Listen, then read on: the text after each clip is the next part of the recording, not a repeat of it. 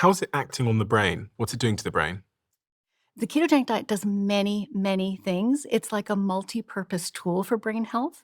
So one thing it does, because we talked about how some of the root causes of mental illnesses, which are only relatively recently a focus of research, are inflammation and oxidative stress and insulin resistance.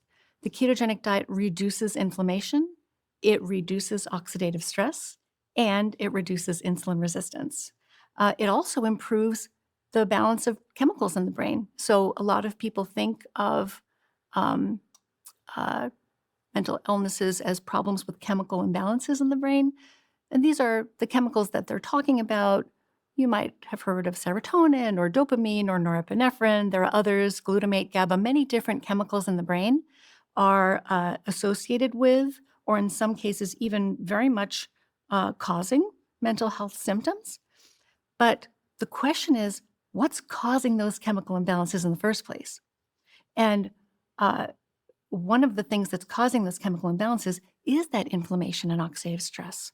But another thing is that the brain is, if you're feeding it the wrong way, it will not be able to, in many cases, produce energy reliably. And if it can't produce energy reliably, all kinds of things will go wrong, and in quite spectacular fashion. What actually goes wrong is going to depend on who you are. And that's where our individual differences come in. So if you and I eat exactly the same bad diet, depending what runs in your family and how you've lived your life to this point, you might develop Alzheimer's disease, you might develop bipolar disorder, you might develop type 2 diabetes, you might develop fatty liver disease. I might develop completely different conditions. I might develop cardiovascular disease. I might develop depression. I might develop ADHD.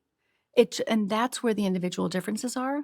But all of these conditions are just uh, metabolic malfunction, really, at the heart of it. That's what's going on.